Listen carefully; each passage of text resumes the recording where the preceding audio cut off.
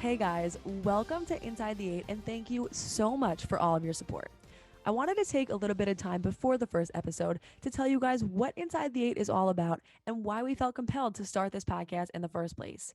Inside the Eight is a weekly podcast where we're going to feature exclusive interviews with some of the biggest names in women's college lacrosse.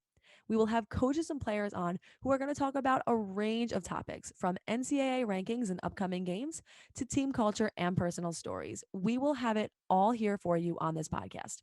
That being said, earlier this week, I interviewed our first guest, who happens to be the Stony Brook women's lacrosse head coach, Joe Spallina. Coach Spallina is entering his 10th season as head coach of the program.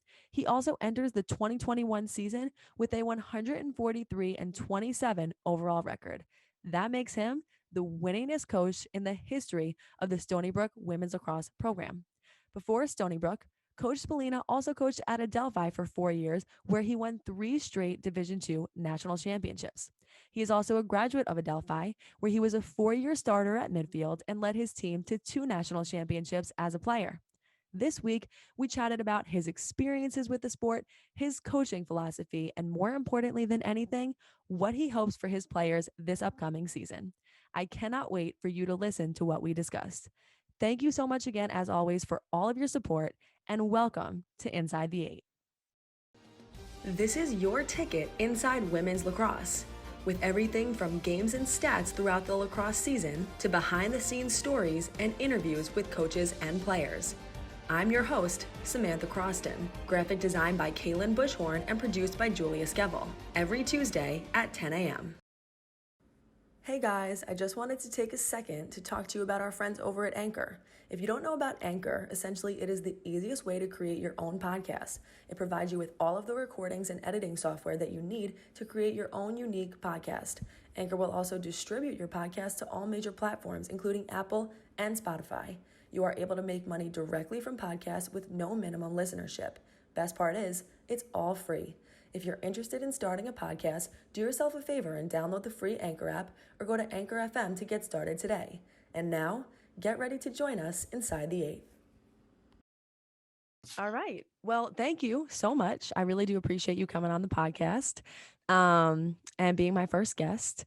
But yeah, so we can just kind of get started and jump right into it. I think, after I looked up a lot of things about you and just kind of your career, and in thinking about, early on, you graduated from Rocky Point High School, went to Adelphi, coached at various places on the island, and then you land at Stony Brook. So part of me feels like, you had opportunities, I'm sure, to go to a lot of different places, but you stayed on Long Island throughout all of those different moves. Was there a reason for that? Like, did Long Island always just feel like home to you? Well, first off, it's an honor for me to be your first guest. So thanks for having me. That's awesome, and this is exciting what you're starting. As far as Long Island, it's who I am. I come from a big family. Family is super important, to all of us. My brothers and sisters, everybody lives still on the island. My mom and dad live in the same house in Rocky Point that we grew up in. So, family is really, really important to us.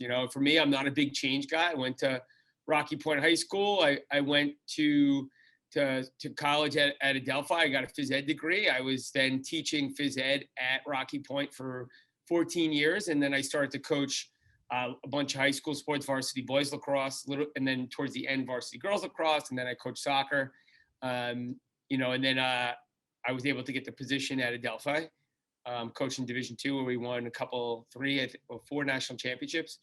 And then the opportunity arose where I had a choice to coach at the Division I level at Stony Brook. And, me being a teacher and everything in the state system, as far as retirement and everything else like that goes, it made a lot of sense for me. Obviously, I'm a competitive guy, so the opportunity to coach at the highest level of the sport was something that was really appealing to me. But to answer your question in short, I think family is everything. And, I didn't want to be too far. I think my mother and father wouldn't have allowed us to go too far anyhow.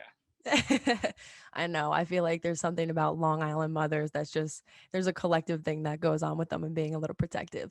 But yeah, no, and I know you had, jumped to a lot of different places, but after playing the game, I kind of wondered, since you started your career at Rocky Point, what kind of made you want to stay in coaching at all? And why girls? I'm sure that you played the men's game and you could have went over to the men's side, but it seems like throughout your entire career, you just kept on hopping to different places where you could coach women. Yeah, well, that's a great question. And to be really honest, I was forced to coach girls. So I was the boys varsity assistant coach with Mike Bowler, who recently passed away and was a tremendous mentor to me for 7 years on the varsity boys level. And at that time I was, just getting into teaching and stuff. And the athletic director at that point had said, I need you to take over the girls varsity team and get that going. And at first I was like, and I had coached girls varsity soccer and we had a lot of success. We had actually won the Long Island championship the year before. It was a lot of the same players. And I said, listen, I don't know anything about women's lacrosse, girls lacrosse at the time because it was high school. And she's like, listen, you'll be fine. I'm like, I always had the aspirations of becoming a varsity coach at Rocky Point on the boys level. I wound up taking over the girls program. I actually coached with a guy, Jeff Ray, who was an All-American at Adelphi. Him and I took over the girls. And we were trying to figure out exactly learning the rules. Like we legitimately took it over like 2 weeks before the season started. So, and I got into it. And then, I have a real appreciation for player development and skill development and being able to really teach the sport and, get involved on the girls' side. It was just something where I didn't feel like there was a lot of that going on. And it was so awesome at that point. There wasn't a lot of travel. There wasn't much going on in the youth leagues. So we're able to really kind of get in and teach and coach and watch kids grow. And, I had done that for 3 or 4 years. And then Bob Hartwell at Adelphi had called me, and I was an alum there, played lacrosse there and soccer, played 2 sports at Adelphi. And he had reached out to me and said, listen, we have an opening. We want you to become our next, women's lacrosse coach. And from there, I wound up making the jump over to Adelphi, where we had tremendous success. And I think I was really fortunate when you look at some of these young coaches where I was never in over my head. I was always in a situation where I could grow with it and then take the next step. I was never taken from, being a teacher and all of a sudden here you are the head coach of the varsity. I was, a middle school coach, and then the next year I was a varsity assistant. And then I always was able to be able to grow within an area where I'd be able to handle it. So all that was super important. And obviously my phys ed degree, and I was able to kind of climb the ladder that way, which I think has given me appreciation for what I'm doing. And it's also, I think, with a lot of things that currently going on, everything else, I think you learn how to deal with people better having that phys ed degree and being a teacher for so long. Yeah. And, I think it's kind of interesting. You said, in the beginning, stuck with women because that was, the opportunity that was presented to you. But now, if you could go back and do it all over again, would you switch over to the men's side, or you've kind of more now grown in appreciation for the women's game? I love the women's game. I think it is. People ask me all the time, and the one thing I could tell you about my women, I've coached, and I still coach. This past year I hopped out of it, but I was coaching pro men and college women, so I was coaching the highest level of both sports. And people always ask me, like, what's the difference? Like, what do and to me, with my women's teams, and maybe I'm really fortunate and lucky, it's always about the team and winning. And they would sacrifice their own well-being for the team to be successful. And that isn't always the case, or wasn't always the case, in the men's side. Guys would do it, but it had to be under their terms, and it would be something where it had to be negotiated. And I'm not really good at negotiations like that. So, to me, it's all about the team. And I my daughters play lacrosse. And I just love women. I think women's lacrosse is awesome. I think it's a pure sport, form of the sport, where you can really watch the skill levels, just grow. And it's a finesse version of what people always think is lacrosse is supposed to be. And I love that part. I love to watch kids just get better and better. And, the X's and O's and all those things. And, we have a really good thing going at Stony Brook. So we're fortunate where I think we have, kids that check their ego at the door and just care about, all the, their teammates and being successful as a unit. Well, yeah, and you had mentioned kind of, some people again, like there's negotiations, that's not really something that you want to do. And even in your early stages at Rocky Point or at Adelphi, and especially now since you've had time to develop as a coach, like was there ever anything that, would not be tolerated? Like what were some of those things that you tried to instill into your players fundamentally early on? Well, I think it's one of those things where as a coach now, you have to really grow and you have to adapt your style. I think, when I first started coaching, I don't want to say it was old school, but like there were things that you could do back 15 years ago that now, you wouldn't be able to do. Whether it just be, the conditioning, that just the overall, demeanor of things. And I think the athletes are different now. Like I think, Mhm. and one of the things I found to be successful for me, and not that it works for everybody, is I think you got to tap into the personality first. I think it's really important to kind of see what makes each kid tick. You can't coach kids, every kid the same, and I think back in, even when I was, playing many moons ago, but, like I think people just, it was almost like that Bear Bryant mentality of, square peg, round hole, here comes the hammer, and it's not like that now. And it's not something that I don't think you're going to get the most out of your players as athletes and people if you approach that. So, for me, it's one of those things where you got to get to know the person if you're going to get the most out of them. And then once you get to know them, are you able to get every ounce of talent out of them? And I think that's something where we've been, successful with here. That's the best part of this job is in coaching is it's teaching, and it's not managing talent. I think there's a lot of people out there that lead teams that manage talent and don't get the most out of their talent. And for me, I tell my assistants every day, like, we got to, did we get better? Did we impact the kids? Or what are we doing to get the most out of every player on our roster on a day in and day out basis? And I think those are the things that's not in everybody, but I think you got to do the best you can to tap into the personality and then find out what makes that kid tick and then get them to overachieve. Right. And well, that's one of the things that, kind of drew me to you originally as one of the first guests is because, I know that you've worked with kids from high school, kids from college, kids at the Division 2 level, at the Division 1 level. And I like that you've had kind of that variety in your coaching career. Is there a difference between the way even that you needed to coach, high school kids versus college kids? Is there, a different level of maturity or is there more that they can handle? What have you found? For me, it's they're athletes. People always say, "Oh, boys and girls, men and women, in high school." And I don't coach my eighth grade daughter's travel team different than I coach my Stony Brook team. I think my job every time my feet touch the turf is to improve each kid's, make an impact on each kid. Let them leave the building or the field that night and say, I got better. And I think if you try to change your style, you don't really have one. So for me, I think you got to stay true to who you are, and stay dedicated to improving each kid and getting the most you can out of them. And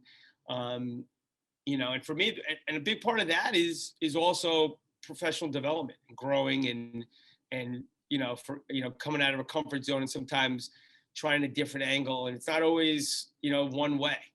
And I think that's one of the things that you have to challenge yourself. You got to challenge your staff. I tell my staff all the time, don't yes me to death. I want you to tell me how something I'm doing is wrong, or how I could look at it differently. And I think that allows you to grow. It allows you to be a creative thinker. It allows you to be able to adjust in games.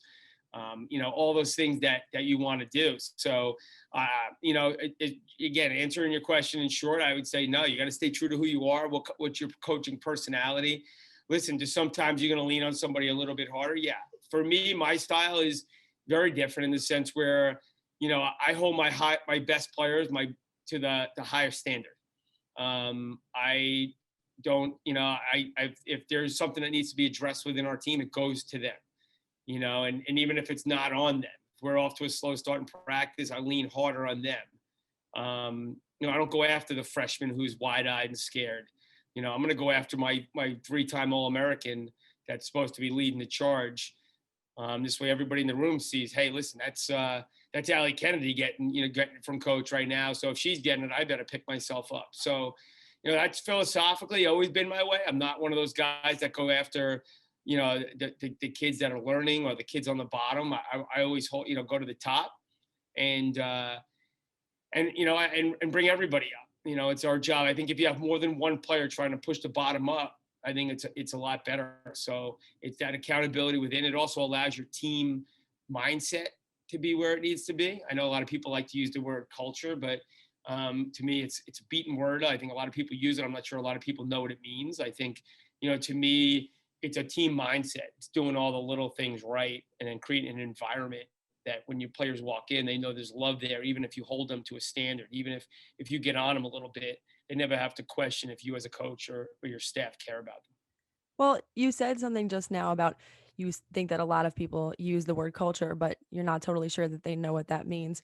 What's the difference between, like, why do you choose the word mindset over culture? What's the difference?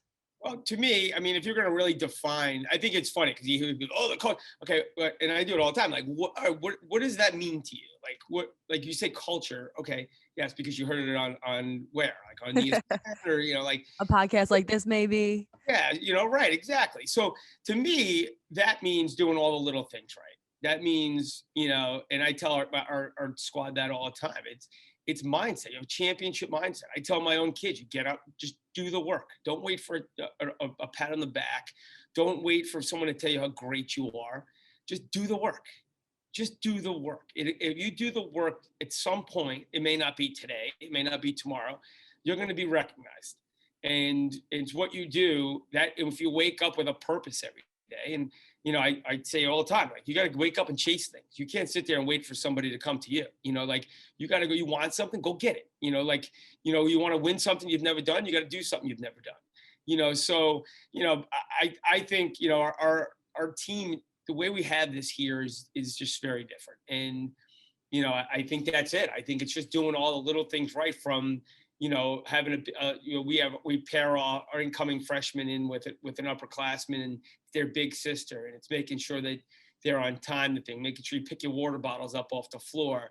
It's saying thank you to the bus driver when you're walking out of the bus. It's saying thank you to your coaches on the way out. Thank you to your athletic trainer, picking up after yourself, doing well in school.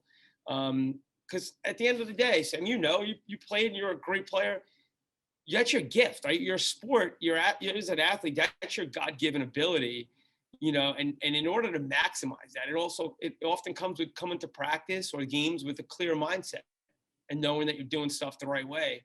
And when you do stuff the right way, you're going to get what you deserve. And whether it be the extra gym sessions, whether it be just the way you treat your teammates, I think that is the championship mindset.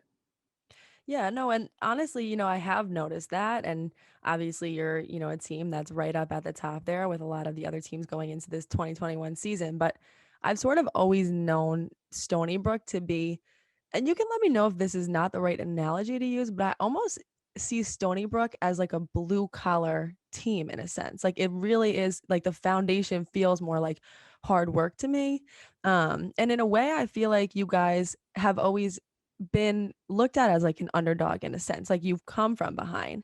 And maybe, that is because, like, when you talked about getting the most out of people, I think that anybody's going to agree that that's something that you've done. And when you look at your record and the things that you've accomplished, even at Stony Brook, just 5 times America East Coach of the Year, the Tewarton Award nominees, you had 10 of those, NCAA quarterfinal appearances and whatnot. But I think that people don't remember that, it wasn't always like that. Like, when you came to Stony Brook, the thing that kind of drew me to you is that you took over a team that won only 4 games in 2011. The next year, program record 14 wins. So I guess what I'm wondering is, when you step on that field, even in, 2011, like, what are you telling these people who, these players who might not know you that well? You kind of come in and you just take over a new program. Like, what do you say to them and what do you develop at Stony Brook so that now, 10 or so years later, this is the culture they have? Like, how did you develop this mindset? Yeah. So when I we walked in here, it was the 70th ranked team in the country. So and it was it needed to things needed to change. We were able to get some players to transfer over, but I think people look at us as an underdog type team, for a couple of reasons. I think if you look at a player like, if you're going to draw to certain players that have worn our uniform, Kylie O'Miller's or Courtney Murphy's or Dorian Van Dykes, or, like players in that older regime, and then most recently the Allie Kennedys and Mackenzie Burns, those players all have one thing in common with each other, and that's that they weren't recruited by many people. So those players come to me with a chip on their shoulder. They got something to prove. I remind them every day that people didn't believe in them, but we believe in them, and it's getting that mindset for them to say, it's us against the world, and that guy over there, that crazy guy, believes in me, and that staff believes in me, and I owe it to them every day to do the work. And I'm coming with my lunch pail, and I'm going to do everything I can. And when you look at Kylie, she's probably one of the most, if not the most decorated player in the world right now, as far as at talent and personality and being out there. And Courtney Murphy was a 100-goal scorer. Dorian Van Dyke was a multi-time All-American and now coaching at Arizona State. And then you look at, Allie, what she's doing is crazy. I mean, you can there's not a better player in the country. And again, it's my opinion, but I also think I know what I'm talking about as far as the sport goes. Like, what she does, no other player could do. She is an incredible defender. She's 100+ draw controls every season. She's 100-goal scorer, at least 100-point scorer, but I think she's got the capability of, she's been close a couple times to scoring 100 goals as a midfielder. She's a team captain. I mean, she might as well drive the bus, as far as doing all those things. And she's the hardest worker in our program, and maybe the hardest worker we've ever had. So, like, that is a mindset. That is something where, I think a lot of coaches probably look around and be like, where do these kids come from? Like, how did, and there's no magic wand. There's no secret potion. There's no, the one thing we just, like, with our staff, it's everybody just work. And how much do you care? And, are you going to get every squeeze out of each person? And so I think those are the things where we have that underdog mentality, just based on the fact that, people don't know our players, and all of a sudden they emerge, and we don't, this year we have a top 10 recruit in the country as a freshman, but she's our first ever that we've ever had. And we've had like one other top 50 kid in the country, but when they're leaving here as top 10 players in college lacrosse. Which again, of course says a lot about, the culture and or mindset that you guys use there at Stony Brook. But, I also, it is interesting to me when I hear you talk about, the way that you kind of recruited kids who in a sense were quote unquote under recruited. Because I've looked at your recruiting strategies a lot. Like you said, coaches think, well, where do these kids come from? One thing that I think is interesting is how, again, Stony Brook is obviously a college that's in New York and on the island, but I feel like you do tend to stay close to your roots, and a lot of the people that you recruit are from the island. But also, is that part of it? Is that you're just recruiting people who, maybe didn't get as many looks, and what draws you to them? Like, how can you pick out talent when everybody else is saying these kids don't really deserve a second chance or even a first one? Well, I have a great staff. So, with Kim Hillier and Greg Michelli, like, they are out and they're shaking trees and lifting rocks, and we're looking for the intangibles. And I think you win with intangibles. I think you win with kids that really care. I think you win with kids with great work ethic and that want it as bad as they want to breathe. Kids will make the extra pass, kids that'll do, pick up the extra ground ball, those things. But it's not an exact science either. I think, for us, we do have a lot of Long Island kids, and it's New York, it's a state school. So there's benefits of staying in state. Right. And, but also I think our kids, they get, they know each other really well, so when we come in, it's easier to maintain chemistry in our locker room when a lot of these players have relationships before they get here. And, I always laugh, you see some programs and they have kids from all over the country, and it's like putting 7 beta fish in one bowl and say, okay, everybody get along, so I think it's, we recruit in different ways. I think for us now, it's always interesting when we recruit players from, other states, and people be like, wow, I saw you guys, and those players embrace who we are. They're not. It's not just a game. It's personal.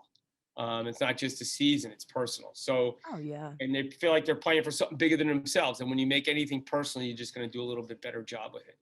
Yeah, no, and you can tell that by the way that you see them playing on the field that this is personal and it's more than just a game. And kind of like you said, I think that people do wonder when you get an out of state kid, it's sort of like one of those things, wow, because that's not something that you normally do. So, for somebody, I know this year you recruited Haley Hunt, that's a freshman goalie out of state. Like when you do recruit people and pick up some kids out of state, like what do they need to have, like why do you like decide to have a couple of kids from out of state? Like there must be something special, I think, if you for the most part predominantly stick to Long Island kids. Haley Hunt is going to be a fan. She's going to be a special goalie. She's awesome. And if you met her, I think, you don't like her personality is off the charts. To me, because for us, people see us on the field and the intensity is through the roof and the focus and it looks so intense, but that's really, that's out there on game day. But I think our atmosphere and our team is fun and laughing and kind of messing with each other. And I think being able to kind of balance that and never take yourself too seriously, but also be able to turn it on and turn it off. And, when you step over the line, it's go. But, in between water breaks, we're laughing, we're having fun. And not that we have many water breaks, but when we do, we have fun. But those guys get it. We have a player from Texas this year, a freshman, who actually saw her first snow yesterday, which is really exciting. She's very happy about that. So, Not for long. yeah, Can't snow long enough.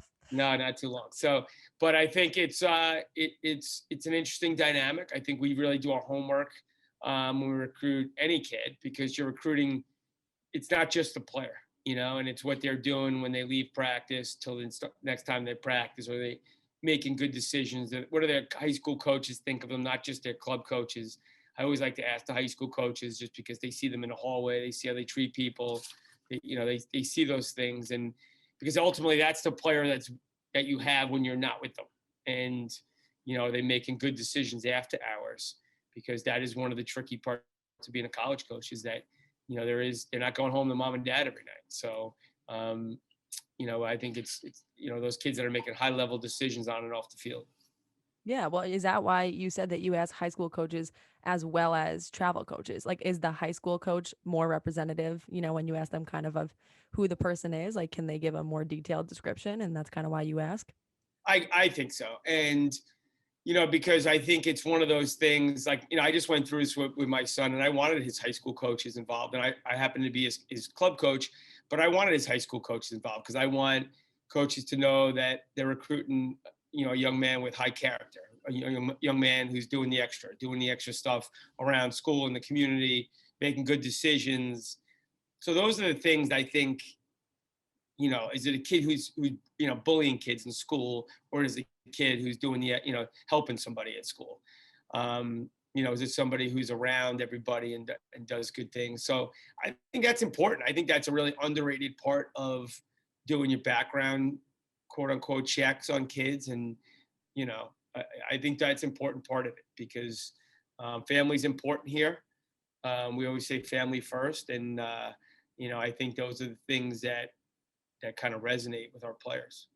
And see, that is interesting because, those behaviors and things that you're talking about, I think when people think about, coaches who are recruiting at the collegiate level, it might be, more about, there might be thinking, well, what do they want as far as how they work well together on the field and whatnot. But maybe some of these little things that you're talking about, you said, it's really important to me to see the way that the parents react when, the kid is speaking or vice versa. Is that because some of those behaviors do translate onto the field? Like, do you see a direct correlation for the most part between those kinds of things? I think it's part of it, because I think it's more of the locker room, probably, in a sense where, like, they're comfortable around their parents. So if they're, oh my God, mom, or rolling their eyes, or I think some of that stuff could resonate towards teammates. And is it something where, are they going to put their arm around a young kid who's struggling a little bit or had a tough practice and pick them up, or is it going to be someone that's more trying to be the cool guy in the locker room. Because as coaches, we're not there. Like, that's their space, and that's something where generally the vibe in the locker room is what shows on the field. And that's something that is an underrated part of coaching college athletics is how teams, they get along, and their ability to support each other. Sure, sure. Well, I wouldn't be doing my job on this podcast if I didn't ask what I think everybody is mostly curious about, which is this upcoming season.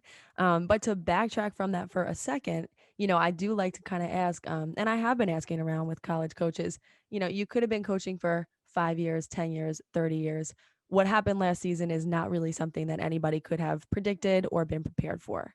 And when you talk about kind of the way that your players are and how they react to things, what was that news like, and what was the message at the end of last season, even to some of those seniors who you knew weren't going to maybe get that season back because of something that was entirely out of their control? Well, I think when, with what went on last season at the end, it was not often as a coach, you don't have an answer. And sometimes they're right, sometimes they're wrong, but it's not, you usually have one. And this was a situation where I don't think any of us had one. We were having a great season. We had some huge wins.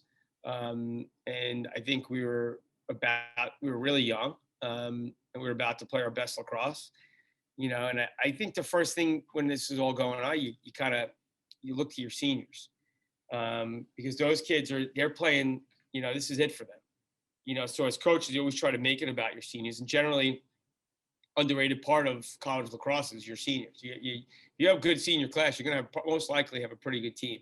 So that was the tough part. And, now as we're kind of shifting gears and getting ready to embark on a season, it's awesome just to see the pure joy in their faces, just to be back out doing something they love. And most importantly, they got their pen in their hand, they're ready to write their own ending. And, as a parent, I think that is something that really, I love. I think it's something where just to see them get this chance, whatever it is, if it's 5 games or 10 games or 15 games or 20 games, which we're talking, you want to see them have some kind of, ending to this in a positive way, and just to be able to get to play out their careers and end things on their own terms. If you lose, you lose, but to have it taken from you is different. And I think we all probably, without realizing, maybe take some stuff for granted that we never will again. And I think that's something that we hear our seniors say all the time. It's like, we can't leave a day on the table. We have to enjoy every day and maximize each day and get the best out of each other. And that's the same kind of stuff we talk about as a staff. Sure. And maybe that really was the lesson, is, to not take things for granted. I know that that's a lesson I had to learn the hard way. So I do get it. But the good thing is, good news for you, bad news for the teams you're playing, is that, a couple of your seniors did stick around, and they're going to get that, fifth opportunity. What does that mean? The fact that you're now going to have like this extra leadership, as well as the transfer who you brought in, from USC, what's that going to mean? It's huge. I mean, listen, it's always like, for us, it's always like, I won't say like we never really have the depth that some of the other top programs have. And it always comes down to our best players have to, now we're in a situation where we have, in the midfield, and like, this is like, we have 12, 14 midfielders that, and in a normal year would be starters. And we've never had that. Usually it's, 3 or 4, maybe 6, but never more than that. Um, it's exciting. Oh, without a doubt. And, it makes me think, since you said, this year different than last year, because, with a lot of those kids coming back, which has never happened before, you're going to have all this talent exposed to you that you might not have had otherwise. Is this the year then, to break into either that Final Four or that national championship level, which I know that, you guys haven't quite made it up to that point just yet? Yeah, there's no doubt. It's national championship or bust. We have to be in the Final Four. I don't hide from that. I know some coaches like to say, just to see how it plays out. That's not me. It's not my style. Honestly, it's something we embrace with our players. We want to be in the Final Four. We think this is the best team we've ever had. And that includes the one team, that we had a couple years back that was number 1 in the country the whole year. Now, are we going to, how the season plays out, we're going to see. But when you look at the talent that we have, this team's set up to be special. And now we just gotta, we gotta just keep working and, you know, not look at the mountain, trip over the molehill. We have to just focus on what's in front of us day in and day out, and work and do the work together. And the results, like we tell them all the time, are going to speak for themselves. Absolutely. And I know, you had your first week of practice. That was this week, wasn't it? Right? A couple days Yes. already. Yep. And, I also saw that you tweeted one thing on one of the first days and it said, let whoever think whatever, just keep getting better. And I like that. That really resonated with me. And when I think about, and you said kind of just, you're gonna fight to get to that final four. Like, does that tweet sort of signify to everybody else, look, this isn't really about any other teams. It's more about just my team and what we can accomplish together. Yeah, that's who we are. We've always been like that. We don't spend time worrying. For us, it's about us. We last year we had a little thing, is us versus everybody, and that's our mindset. To get the most out of each player and not worry about the North Carolina, the Syracuse, everybody else that's out there. It's let's be the best version of us, and if we do that, you either have the talent or you don't. X's and O's wise, I feel pretty good about our staff and being able to put together a game plan to go be competitive in every game. Our players got to make plays, and our coaches have to coach. And I think we've always said that, let whoever think whatever, just keep getting better and focus on that. And I think our kids do a good job of that. I know that every year that a lot of teams have like one motto that they kind of stand by or follow. Is there any team motto that you guys are living by this year? No, that's not this year. We haven't really, the last couple of years, we haven't really, last year was us versus everybody. And I think that's kind of us versus everybody every year. So, I think we always kind of have that a chip on our shoulder, underdog kind of thing. And, teams don't generally like to see us. And because we do it with a lot of underrated players, and our style is a little different in some people are used to seeing, and we don't hide from that. Sure.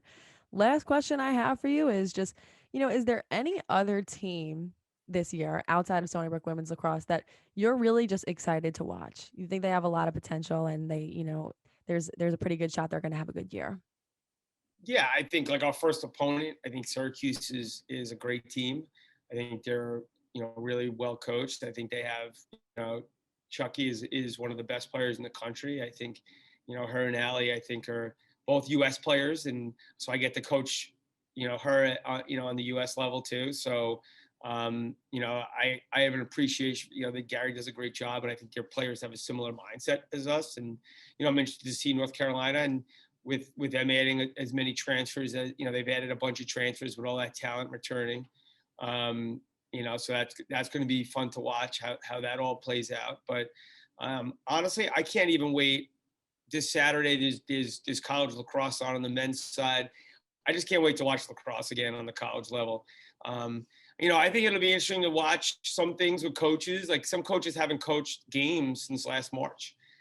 So a lot of coaches have it. That's one of the great things for me having my kids play. At least I get to coach in the off season. Coaching some high level, youth lacrosse or high school lacrosse. But as staff, nobody's had scrimmages. Being able to just get your vibe. I think that's a great thing with fall ball is you have a chance to kind of get a feel for each other as coaches, but also your talent and how to sub it and how to use it. And that's something that, sometimes can give you a little anxiety when you think about that, because, you're going to be not only battling the nerves of your first game, but who to play, who not to play, chemistry, who's going to be scared in that first game with the deer in the headlights look, or who's the kid who is going to step up and make plays. So those are all things that are going to play out this year. And that's why I think the scores, I think what you see at the end might not be exactly what you see at the start. Yeah.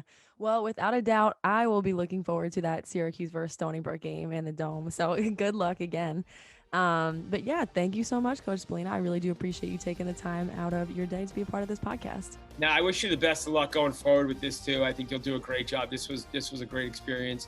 And, like I said, I wish you the best of luck. Appreciate it. Good luck this season, and I will definitely be watching you guys as you play throughout the year. Thank you so much. All right, we'll talk. See ya.